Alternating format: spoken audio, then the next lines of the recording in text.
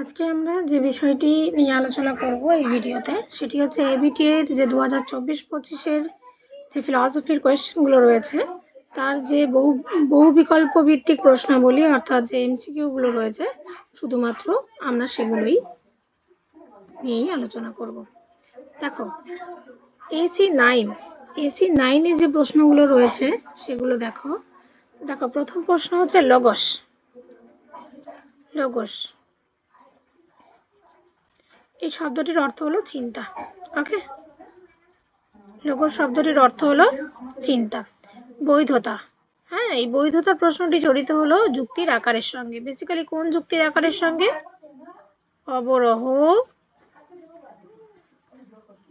অবরোহ যুক্তির আকারের সঙ্গে, আরোহ কিন্তু নয়। অনুমান যখন ভাষায় প্রকাশিত হয় তাকে তখন কি বলা হয়? যুক্তি।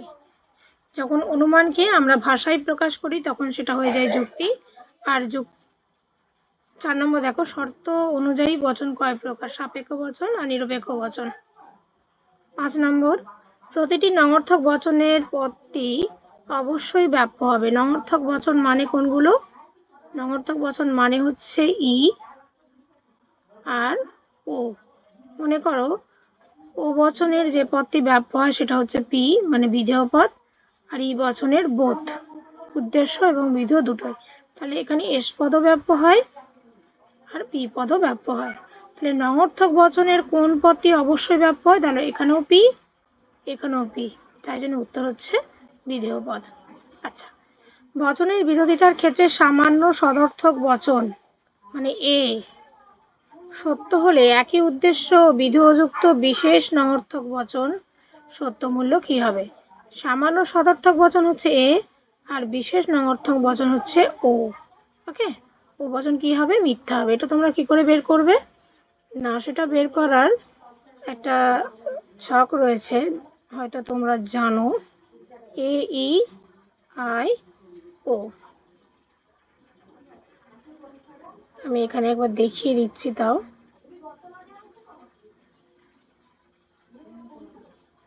তোমরা দেখে নাও। কোনাকুনি টি বসাবে, এখানে ক্যাপিটাল এফ বসাবে। সরি,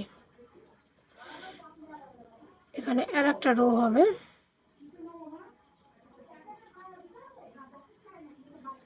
এখানে আর একটা রো হবে।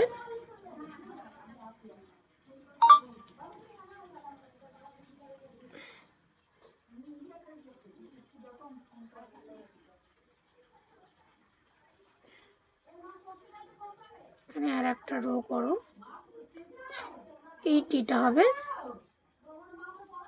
এইখানে আর এই এফটা হবে এখানে। আচ্ছা, টি এর পাশে স্মল এফ, এফ এর পাশে স্মল টি, এফ এর পাশে টি, টি এর পাশে এফ, আর এই চারটে ডি মানে অনিশ্চিত বা অনির্দিষ্ট মান। ওকে, দেখো এবার দেখো, বলছে এ যদি সত্য হয়, কি বলছে? এ যদি সত্য হয় তাহলে এ সত্য কোথায়? এইখানে এই রোতে। এটা ওকে, এ যদি সত্য হয় তাহলে ও কি হবে? ও হবে মিথ্যা। সবসময় ক্যাপিটাল গুলোকে ধরবে আর সেই রোটাকেই চেক করবে। তাহলে এ যদি সত্য হয় তাহলে বিশেষ নঙর্থক বচন অর্থাৎ ও হবে মিথ্যা।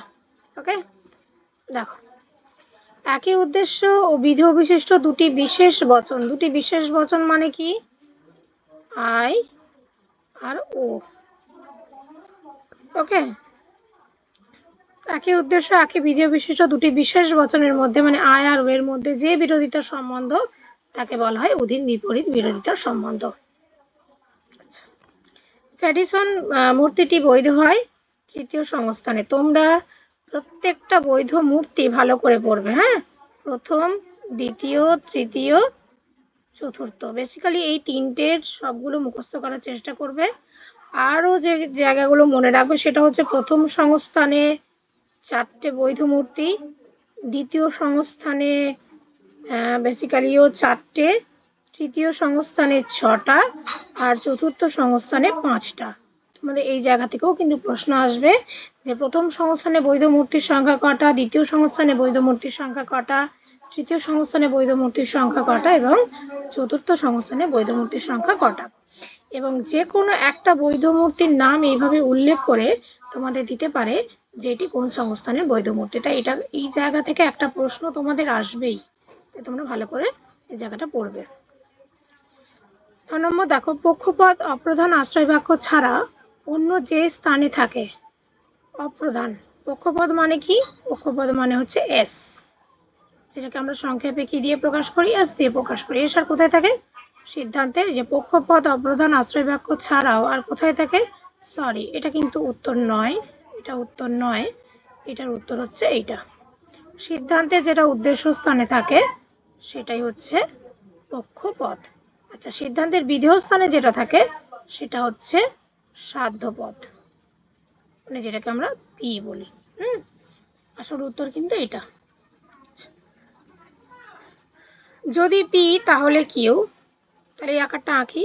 বলছে যদি পি, পি ইমপ্লাইজ কিউ, তাহলে কিউ।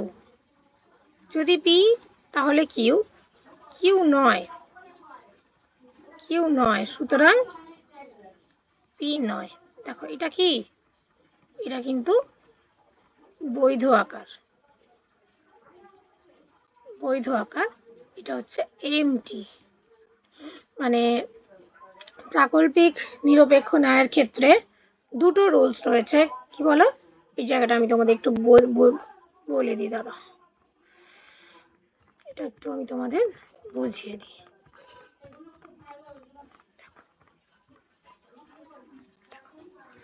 প্রাকল্পিক নিরপেক্ষ ন্যায় কি বলছি?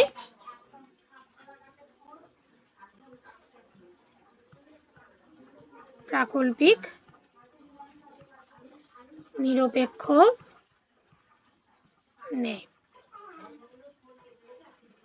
এখানে কটা জিনিস তোমাদের মনে রাখতে হবে। ফার্স্ট, প্রাকল্পিক নিরপেক্ষ ন্যায়ে 3টি বচন থাকে, 2টি আশ্রয় বাক্য আর একটি সিদ্ধান্ত বাক্য। ওকে, সিদ্ধান্তটা সবসময় নিরপেক্ষ বচন, আর এই দুটি আশ্রয় বাক্যের মধ্যে যেটা প্রধান আর যেটা অপ্রধান, অপ্রধানটা হচ্ছে নিরপেক্ষ বচন,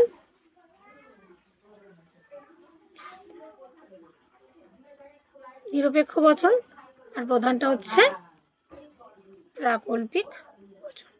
এই জায়গাটা থেকে তোমাদের কিন্তু প্রশ্ন আসে, হ্যাঁ, যে প্রাকল্পিক নিরপেক্ষ ন্যায়ের প্রধান আশ্রয় বাক্যটি কি? প্রাকল্পিক বচন। প্রাকল্পিক নিরপেক্ষ ন্যায়ের অপ্রধান আশ্রয় বাক্যটি কি? নিরপেক্ষ বচন। প্রাকল্পিক নিরপেক্ষ ন্যায়ের সিদ্ধান্তটি সর্বদা কি হয়? নিরপেক্ষ বচন। এর দুটি নিয়ম রয়েছে। কটি নিয়ম রয়েছে? দুটি নিয়ম রয়েছে, একটা গঠনমূলক আর একটা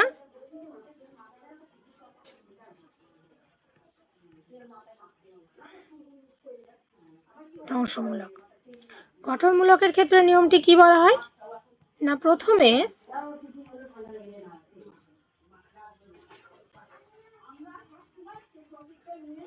অপ্রধান আশ্রয় বাক্যে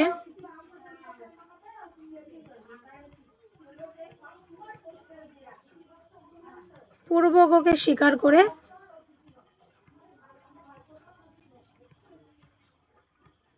সিদ্ধান্তে অনুগকে স্বীকার করতে হবে।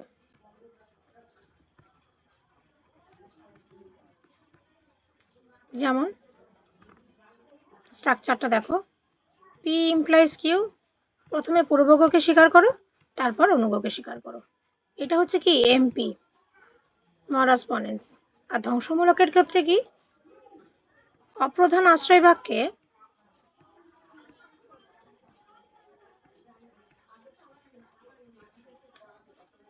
অনুগকে অস্বীকার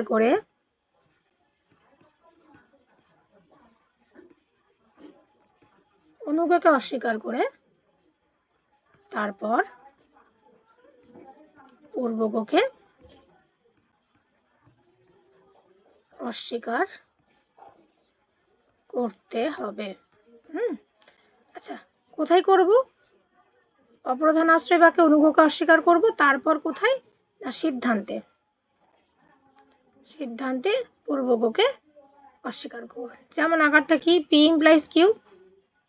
প্রথমে কিউ কে অস্বীকার করো, তারপর তুমি পি কে অস্বীকার করো। এটা কি? এটা হচ্ছে এমটি। ওকে, এটা হচ্ছে এমটি। কিন্তু যদি এমন হয় পি ইমপ্লাইজ কিউ, আমি প্রথমে পূর্বককে স্বীকার না করে আমি অনুগকে স্বীকার করলাম, দেন আমি পূর্বককে স্বীকার করলাম, তাহলে এটা কিন্তু অবৈধ। এই স্ট্রাকচারটা কি? অবৈধ। আর এটা হচ্ছে বৈধ। এটা হচ্ছে বৈধ। ওকে, অবৈধ। তাহলে এখানে কি দোষ ঘটবে? এখানে দোষ ঘটবে অনুগ স্বীকার জনিত দোষ। ওকে, ঠিক একইভাবে এখানে নিয়ম কি? এখানে নিয়ম হচ্ছে পূর্বক, প্রথমে কি করতে হবে? অনুগকে অস্বীকার করতে হবে, কিন্তু আমি আগে পূর্বককে অস্বীকার করলাম, দেন আমি কি করলাম? অনুগকে অস্বীকার করলাম। তাহলে এখানে যে দোষটি ঘটবে সেটা হচ্ছে পূর্বক অস্বীকার জনিত দোষ। ওকে, এই আকারটাও কি? এই আকারটা হচ্ছে অবৈধ। দেখো, এই রুলটা ব্রেক করলে এই দোষটি হয়, আর এই রুলটা ব্রেক করলে এই দোষটি হয়। এই জায়গা থেকে কিন্তু তোমাদের প্রশ্ন থাকবেই, তাই খুব ভালো করে এই জায়গাটা রেডি করবে।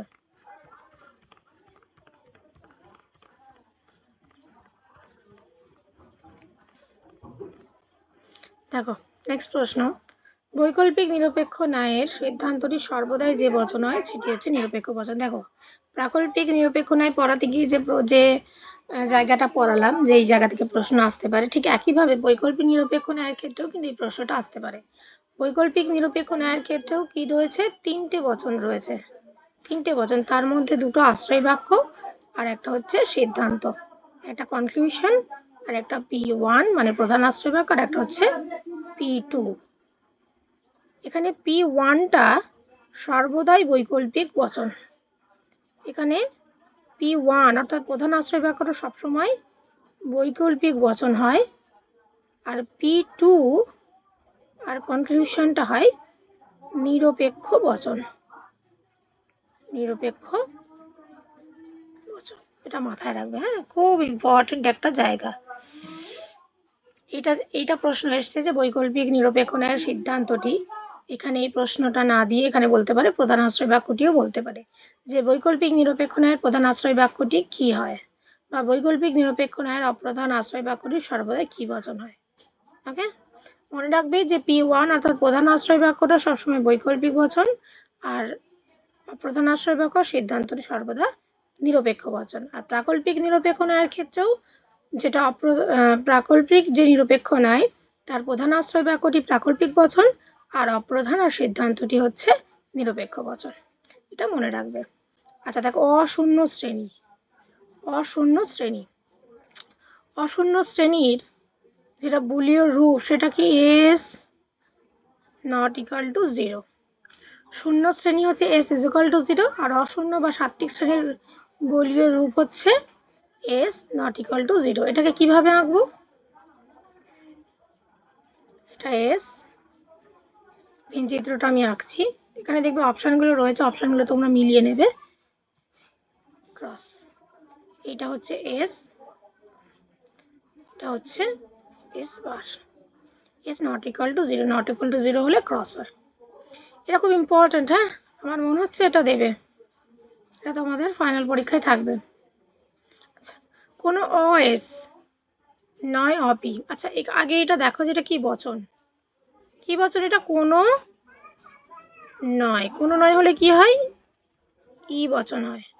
আচ্ছা, ই বচনের বুলীয় রূপ কি? S P is equal to 0। কিন্তু দেখো এখানে S এর সঙ্গে অ আছে আর P এর সঙ্গেও অ আছে, তাহলে S এর সঙ্গে অ থাকার জন্য S এর মাথায় বার, আর P এর সঙ্গে অ থাকার জন্য P এর মাথাতেও বার। তাহলে বুলীয় ভাষ্যটি কি হবে? বুলীয় ভাষ্যটি হবে S bar P bar is equal to 0। এটা হবে উত্তর। আচ্ছা, কোন সত্যাপেক্ষ যৌগিক বচনের সত্যমূল্য নির্ভর করে অঙ্গবচনের উপর। ওকে, কোন সত্যাপেক্ষ যৌগিক বচনের সত্যমূল্য নির্ভর করে অঙ্গবচনের উপর। আচ্ছা, সত্যাপেক্ষ যৌগিক বচন কাকে বলে সেটা তোমরা দেখে রাখবে। বলছে পি, এটা কিন্তু triple bar, P triple bar, P triple bar curl P বচনাকার টি শত সত্য না শত মিথ্যা। আচ্ছা, এটা আমি একটু দেখাই। দেখো, পি কার্ল পি। আচ্ছা, যেহেতু এখানে বচন গ্রাহক একটি, তাই রো হবে কটা? দুটো। একটাকে টি ধরবো, একটাকে এফ ধরবো। পি যদি টি হয় তাহলে কার্ল পি হবে ফলস, পি যদি ফলস হয় তাহলে কার্ল পি হবে টু, উল্টোটা হবে। আচ্ছা, এবার আমরা যেটা করতে দিয়েছে সেটাকে দেখব। কি করতে দিয়েছে? P triple bar curl P. আচ্ছা, এই যে কার্ল অর্থাৎ কার্ল ট্রিপল বার মানে কি? দ্বিপ্রাকল্পিক, দ্বিপ্রাকল্পিক বচন। দ্বিপ্রাকল্পিক বচনের নিয়মটা কি?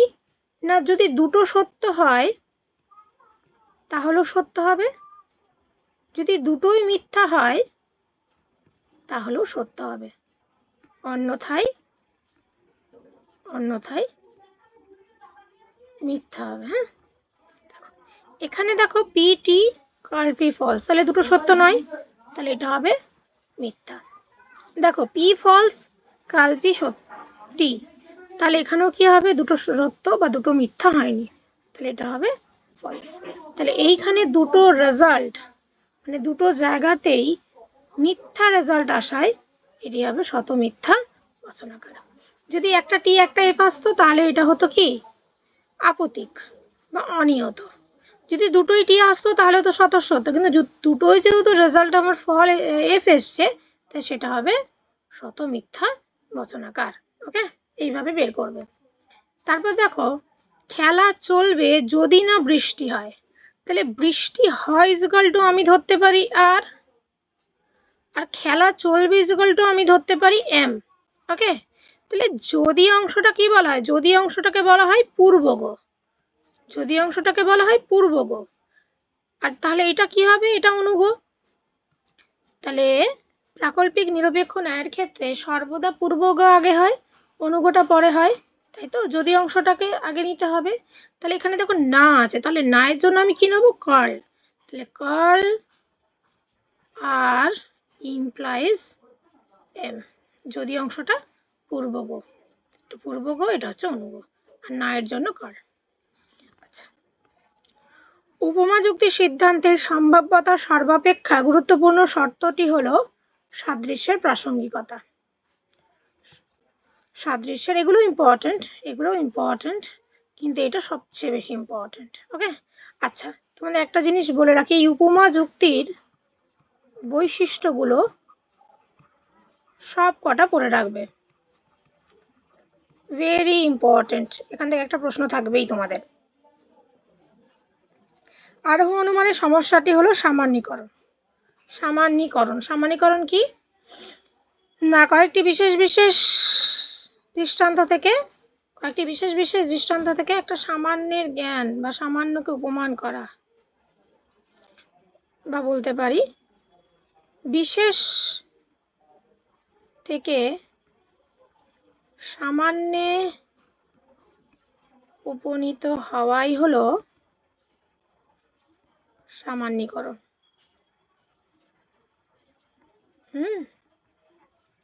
বিশেষ থেকে সামান্যে উপনীত হয় হলো সামান্যীকরণ। আচ্ছা, অপহরণ, সংজ্ঞা প্রদান ইত্যাদি হলো বৈজ্ঞানিক আরোহ অনুমানের বৈশিষ্ট্য। বহু কারণবাদের সমর্থকে বেইন আর মিল, এই দুটো নামই মনে রাখবে, একটা যে কোনো আসবে, ভেরি ইম্পর্টেন্ট, মিল আর বেইন। আর এক কারণবাদী কপি। আচ্ছা, ভেজা কাঠে অগ্নিসংযোগ ধূম সৃষ্টির কারণ, এটা হচ্ছে পর্যাপ্ত আবশ্যিক শর্ত। পর্যাপ্ত আবশ্যিক শর্ত মানে কি? ক না ঘটলে খ ঘটবে না, আর ক ঘটলে খ অবশ্যই ঘটবে। তোমরা এখানে আবশ্যিক শর্ত, পর্যাপ্ত শর্ত এবং আবশ্যিক পর্যাপ্ত শর্ত কাকে বলে আর উদাহরণগুলো দেখে রাখবে। এখান থেকেও তোমাদের একটা প্রশ্ন থাকবে। আচ্ছা, কারণ হলো সদর্থক ও নঙর্থক কারণ হলো সদর্থক ও নঙর্থক শর্তের সমষ্টি। কে বলেছেন? মিল বলেছেন। আচ্ছা, এখান থেকে বলে রাখি, কারণের যে লক্ষণগুলো রয়েছে, কারণের লক্ষণ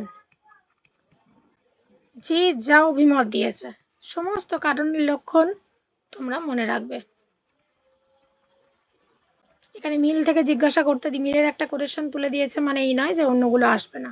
হ্যাঁ, মিল কি বলেছেন, জয়েস কি বলেছেন, কার্ভেট্রিট কি বলেছেন, সমস্ত জায়গাগুলো তোমরা এখানে একটা খাতায় একটা জায়গায় নোট করে রাখবে। হচ্ছে মিলের যে পদ্ধতিতে কাকতালীয় দোষ হয়, ভেরি ভেরি ইম্পর্টেন্ট। মনে হচ্ছে এই প্রশ্নটা দেবেই তোমাদের এবারে। ব্যতিরেকি পদ্ধতি, মিলের যে পদ্ধতিতে কাকতালীয় দোষ হয় সেটা হচ্ছে ব্যতিরেকি পদ্ধতি। আর অন্যভাবে এই প্রশ্নটি আসতে পারে, ব্যতিরেকি পদ্ধতির অপপ্রয়োগের ফলে কি দোষ হয়, তখন উত্তর হবে কাকতালীয় দোষ। মিলের যে পদ্ধতি কার্যকারণকে সহ অবস্থান থেকে পৃথক করতে পারে না, মিলের যে পদ্ধতি কার্যকারণকে সহ অবস্থান থেকে পৃথক করতে পারে না সেটি হলো অন্বয়ী পদ্ধতি। আচ্ছা, প্রত্যেকটি পদ্ধতির অন্বয়ী পদ্ধতি, ব্যতিরেকি পদ্ধতি, অন্বয়ী ব্যতিরেকি পদ্ধতি, সহপরিবর্তন পদ্ধতির তোমরা কি করবে, তোমরা দোষগুলো কিন্তু দোষগুলি মনে রাখবে। এই দোষগুলো থেকে কিন্তু একটা শর্ট কোয়েশ্চেন থাকবে। হ্যাঁ, এইভাবে যে কে এটি পারে না ইত্যাদি ভাবে কিন্তু একটা প্রশ্ন তোমাদের এখান থেকে থাকবে। তাই প্রত্যেকটা পদ্ধতির যে কি দোষ সেগুলো মনে রাখবে। আচ্ছা, নেক্সট দেখো, এসি 67-এ চলে গেলাম। বলছে অনুমান যখন ভাষায় প্রকাশিত হয় তখন তাকে কি বলা হয়? যুক্তি। এই প্রশ্নটি আগের পেপারেও পেয়েছি। আরোহ যুক্তির সিদ্ধান্তটি সবসময় সম্ভাব্য হয়, ভেরি ভেরি ইম্পর্টেন্ট। আরোহ যুক্তি কখনোই বৈধ বা অবৈধ হয় না। হ্যাঁ, কখনোই বৈধ বা অবৈধ হয় না। বৈধতা বা অবৈধতা কার বৈশিষ্ট্য?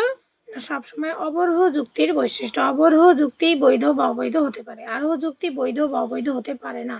সেটা সর্বদা সম্ভাব্য, হয় অধিকতর সম্ভাব্য বা কমতর সম্ভাব্য, কিন্তু সর্বদাই সম্ভাব্য।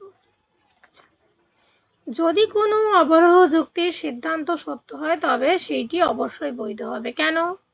দেখো, অবৈধ হওয়ার একটাই রুলস রয়েছে, যদি যুক্তি বাক্যগুলো সত্য হয় আর সিদ্ধান্তটি মিথ্যা হয় তবে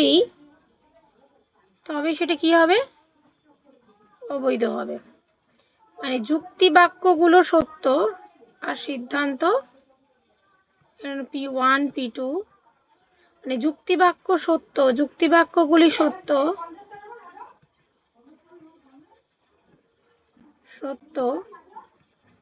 কিন্তু সিদ্ধান্ত মিথ্যা হলে কি হবে? যুক্তিটি অবৈধ হবে। কিন্তু সিদ্ধান্ত যদি আমার সত্য হয়ে যায় তাহলে যুক্তি বাক্য সত্য হলো কি মিথ্যা হলো সেটা কিন্তু আমার দেখার প্রয়োজনীয়তা নেই। তাহলে সিদ্ধান্ত সত্য হলে সিদ্ধান্ত যদি সত্য হয়, যুক্তি বাক্য যদি সত্য বা মিথ্যা যাই হোক না কেন, আমার যুক্তিটি সবসময় কি হবে? বৈধ হবে। কোন বচনে উদ্দেশ্য বিধেয় পদ উভয়ই ব্যাপ্য হয় কোন বচনে? ই বচনে। এটা মনে রাখবে, এই রুলসটা মনে রাখবে। SEBINOP,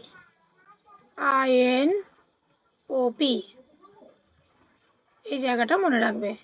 এ বচন সাবজেক্টকে ব্যাপ্য করে, ই বচন বোথ উদ্দেশ্য এবং বিধেয় বোথ দুটো পদকে ব্যাপ্য করে, IN নট কাউকেই ব্যাপ্য করে না, OP ও বচন বিধেয় পদকে ব্যাপ্য করে।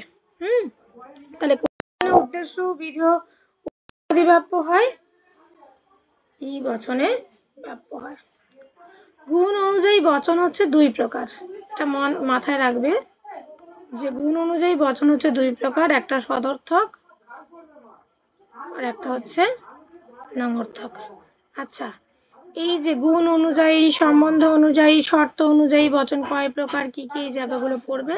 আমি খুব রিসেন্টলি ভেবেছি একটা ভিডিও এর উপর দেব, যে বচন কয় প্রকার এবং কোন অনুসারে বচন কত প্রকার। ওকে, যদি এ বচন সত্য হয় তাহলে ও বচনের সত্য মূল্য কি হবে, মিথ্যা হবে। সেই যে এক্ষুনি একটা ছক করে দেখালাম, এইভাবে এ ই আই ও, হ্যাঁ, টি টি, ওটা দেখে নেবে।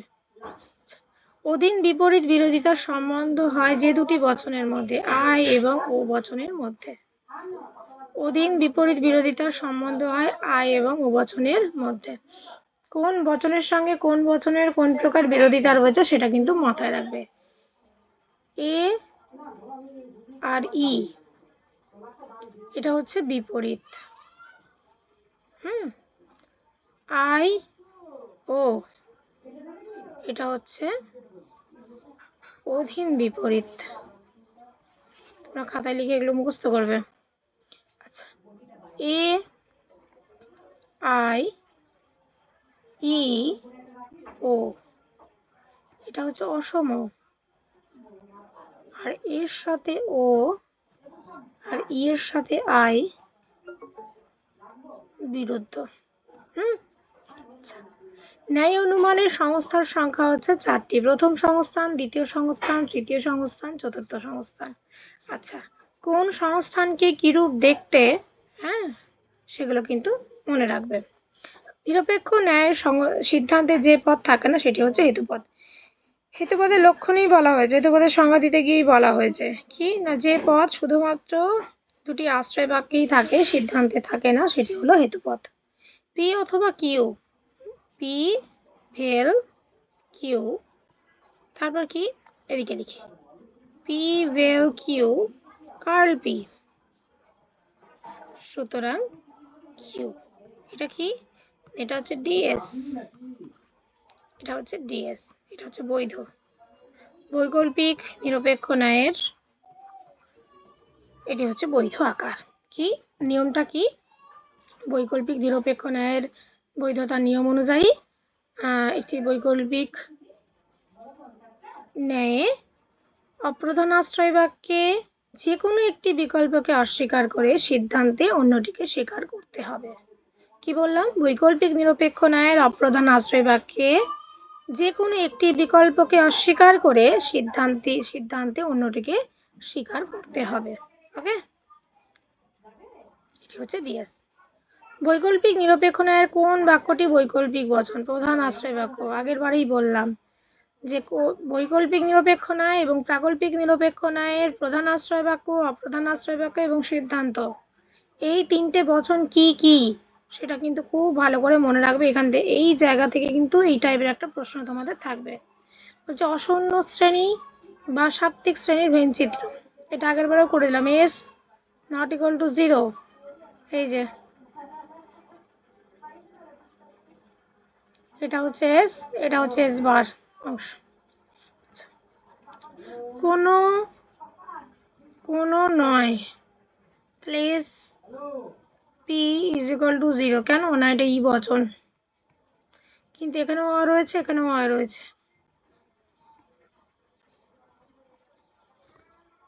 দেখো, পি ভেল কার্ল কিউ, বচনাকারটি শত সত্য না শত মিথ্যা, এটা একটু করি। দেখো, পি কিউ আবার curl Q, P vel curl Q, দুটো বচন গ্রাহক রয়েছে, তো এখানে 4টে হবে। দেখো, T T F F, T F T F. আচ্ছা, কিউ যদি টি হয় তাহলে কার্ল কিউ হবে এফ, এটা হবে টি, এটা হবে এফ, এটা হবে টি। এবার দেখে নাও, ভেলের নিয়ম কি, দুটো মিথ্যা হলে মিথ্যা বাদবাকি ক্ষেত্রে সত্য। তাহলে দুটো মিথ্যা কোথায় আছে দেখো, এই দেখো একটা সত্য একটা মিথ্যা, তাহলে এটা সত্য। দুটোই সত্য তাহলেও সত্য, দুটো মিথ্যা তাহলে মিথ্যা, একটা সত্য একটা মিথ্যা একটা সত্য তাহলে সত্য। এটা হবে কি আপত্তিক, যেহেতু টি এফ মেশানো রেজাল্ট বেরিয়েছে। আচ্ছা আচ্ছা এখানটা দেখে নি, এখানে কি চিহ্ন দেওয়া আছে, এটা কত নম্বর?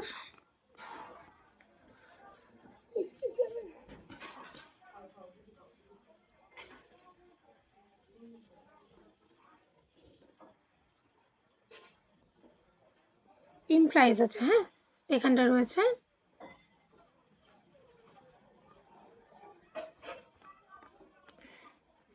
এখানে কি রয়েছে, এটা আছে এই জায়গাটা বলছি, এটা পি ইমপ্লাইজ কিউ।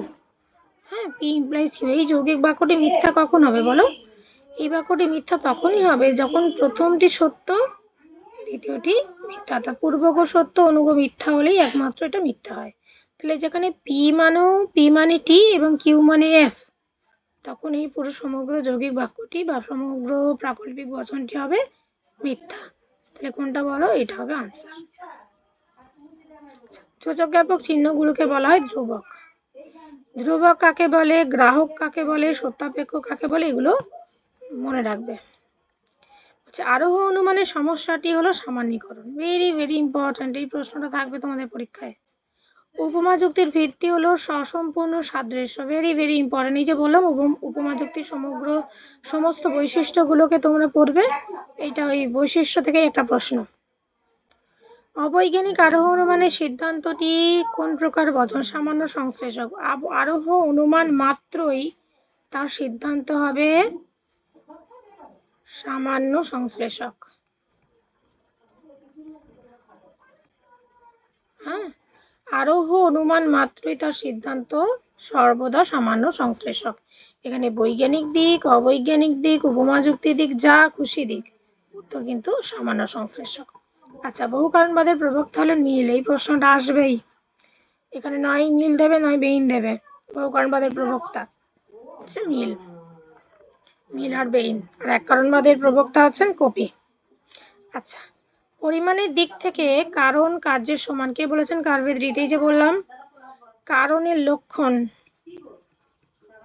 কে কি বলেছেন সবটা পড়বে, এখান থেকে একটা প্রশ্ন থাকবে কারণের লক্ষণ থেকে, তোমরা একটা নম্বর প্রশ্ন এখান থেকেই পাবে। আচ্ছা এটা কি? এটা হচ্ছে কারণের পরিমাণগত লক্ষণ। কারণের পরিমাণগত লক্ষণে বলা হয়েছে যে পরিমাণের দিক থেকে কার্য এবং কারণ সমান, এ কথা কি বলেছেন? কার্ভেদ রিড। আচ্ছা ভিজে কাঠে অগ্নিসংযোগ হলো ধূমশিসের আবশ্যিক পর্যাপ্ত শর্ত। Very very important. আচ্ছা ব্যতিরেকি পদ্ধতির ভুল প্রয়োগের ক্ষেত্রে যে দোষ ঘটে কাকতালীয় দোষ, এই আগের বারই কথাটা বললাম। Very very important. মিল যে পদ্ধতিকে প্রমাণের শ্রেষ্ঠ পদ্ধতি বলেছে সেটি হচ্ছে অন্যই ব্যতিরেকি পদ্ধতি।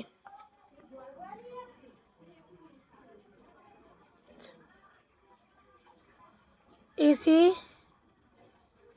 101 দেখো, অবধারণের ভাষায় প্রকাশিত রূপকে বলা হয় বচন। লোগোস শব্দটির অর্থ হলো চিন্তা। বৈধতার প্রশ্নটি জড়িত যুক্তির সঙ্গে, কোন যুক্তি? অবরোহ যুক্তি, মাথায় রাখবে, আরোহ যুক্তি কিন্তু নয়।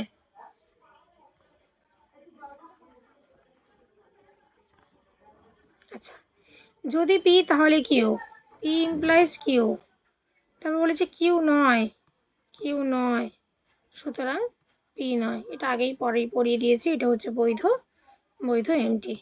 অস্বীকারজনিত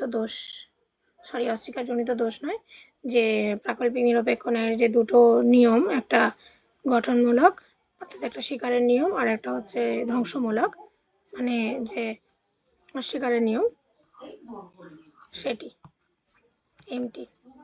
আচ্ছা পি ভেল কিউ এই যৌগিক বচনটি মিথ্যা হবে কখন? পি ভেল কিউ এর রুলস হচ্ছে দুটোই যখন মিথ্যা হবে তখন সেটা মিথ্যা হবে। তাহলে পিও যখন মিথ্যা আর কিউ যখন মিথ্যা তখনই একমাত্র প্রিভিয়াল কিউ বচনটি মিথ্যা হবে। অপ্রাসঙ্গিক সাদৃশ্যের উপর ভিত্তি করে গড়ে ওঠা যুক্তি হলো মন্দ উপমা। যদি প্রাসঙ্গিক সাদৃশ্যের ওপর ভিত্তি করে গড়ে ওঠাকে বলা হয়, সাদৃশ্যের ওপর ভিত্তি করে যে অনুমান গড়ে ওঠে, যে আরোহ অনুমান গড়ে ওঠে, সেটা হচ্ছে উপমা যুক্তি। এই উপমা যুক্তি দুই প্রকার, একটা ভালো আর একটা হচ্ছে মন্দ। ভালো কোনটা না, যেখানে প্রাসঙ্গিক সাদৃশ্য রয়েছে, যেখানে সাদৃশ্য প্রাসঙ্গিক। মন্দ কোনটা, যেখানে সাদৃশ্য অপ্রাসঙ্গিক। ওকে, যে বচনের কেবল বিধেয় পদটি ব্যাপ্য হয় সেটি হচ্ছে ও বচন। বিধেয় পদটি ব্যাপ্য হয় কোন কোন বচনে? ই বচনে হয়, ও বচনে হয়, কিন্তু কেবল বিধেয় কিন্তু ই বচনে হয় না। ই বচনে উদ্দেশ্য পদও ব্যাপ্য হয়, বিধেয় পদও ব্যাপ্য হয়। কিন্তু ও বচনে শুধুমাত্র বিধেয় পদটি ব্যাপ্য হয়। লৌকিক আরোহ অনুমানকে শিশুসুলভ অনুমান বলেছেন বেকন। নিরপেক্ষ ন্যায়ের চতুর্থ সংস্থানের বৈধ মূর্তির সংখ্যা হচ্ছে 5। মনে রাখবে, প্রথম সংস্থানে বৈধ মূর্তির সংখ্যা কটি, দ্বিতীয় সংস্থানে বৈধ মূর্তির সংখ্যা কটি, তৃতীয় সংস্থানে বৈধ মূর্তির সংখ্যা কটি এবং চতুর্থ সংস্থানের বৈধ মূর্তির সংখ্যা কটি। আরোহ অনুমানের বস্তুগত ভিত্তি হলো পর্যবেক্ষণ এবং পরীক্ষণ। আচ্ছা, আরোহ অনুমানের বস্তুগত ভিত্তিগুলো মনে রাখবে এবং আকারগত ভিত্তিগুলো কিন্তু মনে রাখবে। বস্তুগত ভিত্তি হচ্ছে পর্যবেক্ষণ এবং পরীক্ষণ, আর আকারগত ভিত্তি হচ্ছে প্রকৃতির একরূপতা নীতি এবং কার্যকারণ নিয়ম। এই যে এটা হচ্ছে আকারগত ভিত্তি। আরোহ অনুমানের সিদ্ধান্ত সর্বদাই সম্ভাব্য হবে। ফেরিও মূর্তিটি বৈধ হয় প্রথম সংস্থানে, বারবারা সিলারেন ডেরিয়ায় ফেরিও প্রথম সংস্থানে। প্রথম সংস্থানটা দেখতে কেমন? এইরকম উল্টো জেড, এখানে এস, এখানে পি, এখানে এম, উল্টো জেড। বস্তুগত বিবর্তন স্বীকার করেছেন বেইন। বস্তুগত বিবর্তন কাকে বলে মাথায় রাখবে, যেখানে বিবর্তন আকারগতভাবে কোনো বচনের বিবর্তন করা হয় না, অর্থের উপর ডিপেন্ড করে এবং বাস্তব অভিজ্ঞতার উপর ডিপেন্ড করে যে বিবর্তন করা হয় সেই বিবর্তনকেই বলা হয় বস্তুগত বিবর্তন, এবং বেইন এই বস্তুগত বিবর্তনের প্রবক্তা। আকাশ ঘন মেঘে আচ্ছন্ন, সুতরাং বৃষ্টি হবে, এটি হচ্ছে অন্যই পদ্ধতি। বিবর্তন হলো এক প্রকার অবরোহ অনুমান এবং একই সঙ্গে অমাধ্যম অনুমান। অবরোহ অনুমান ও অমাধ্যম অনুমান। বিবর্তন অবরোহকে আমরা দুভাগে ভাগ করতে পারি, একটা অমাধ্যম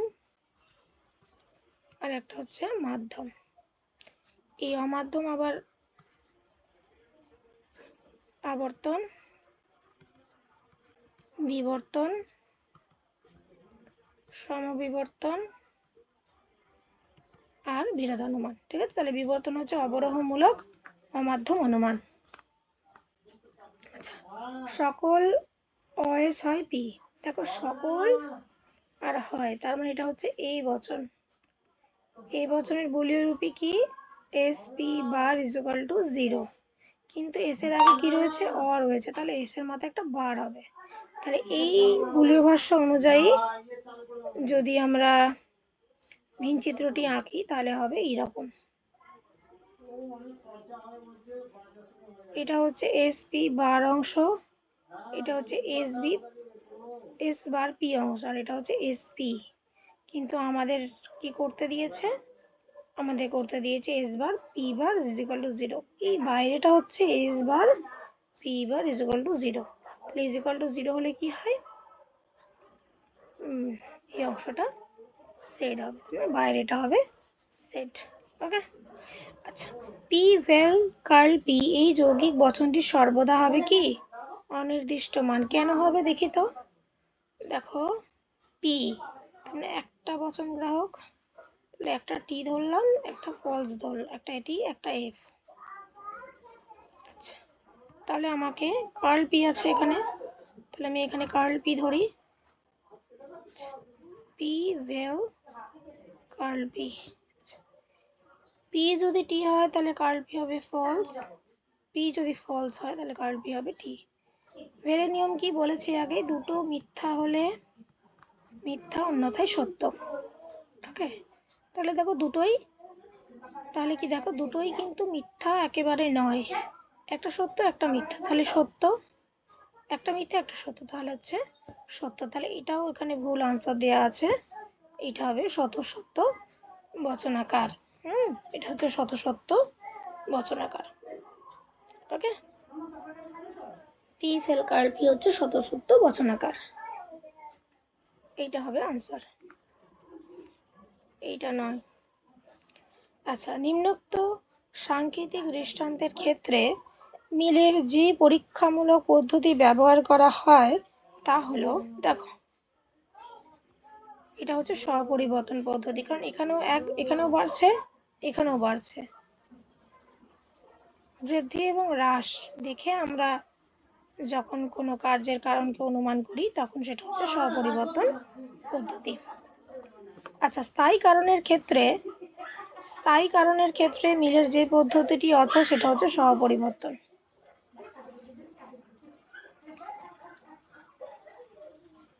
ওই যে বললাম যে হ্রাস বৃদ্ধির দেখে আমরা যে কার্য থেকে কারণকে অনুমান করি সেটা স্বপরিবর্তন, কিন্তু যেখানে হ্রাস বৃদ্ধি ঘটে না, যেখানে কারণ স্থায়ী, সেখানে স্বপরিবর্তন পদ্ধতিকে আমরা কাজে লাগাতে পারবো?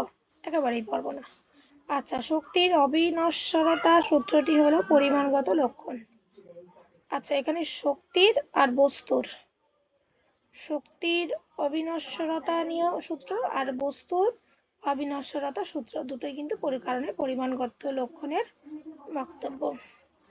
এই কি দেখো, কাকতালীয় দোষ ঘটে ব্যতিরেকি পদ্ধতির অপপ্রয়োগের ফলে, এই প্রশ্নটা আসছে। আচ্ছা, অস্তিত্বমূলক তাৎপর্য রয়েছে যে বচনের তা হলো বিশেষ বচন। হ্যাঁ, সামান্য বিশেষ বচন মানে কি, আই বচন আর ও বচন। ওকে, সামান্য বচনের অস্তিত্বমূলক তাৎপর্য নেই, এই প্রশ্নটাই যদি ঘুরিয়ে দেয়, তাৎপর্য নেই। হ্যাঁ, অস্তিত্বমূলক তাৎপর্য রয়েছে আই আর ও, আর অস্তিত্বমূলক তাৎপর্য নেই এ ই, এই দুটি সামান্য বচনের। মিল হলেন বহু কারণবাদী। আচ্ছা, সাত্ত্বিক বা এটা আসছে, সাত্ত্বিক বা অশূন্য শ্রেণীর ভেনচিত্র কি, এজ নট ইকুয়াল টু 0, এঁকে দাও, এটা এস হলে এখানে ক্রস হয়ে গেল ভেনচিত্র, এটা বুলীয় লিপি আর এটা হচ্ছে ভেনচিত্র। ওকে, আরো আছে, তবে এর থেকে আমরা অন্য একটি ভিডিওতে বাকিগুলো আলোচনা করব।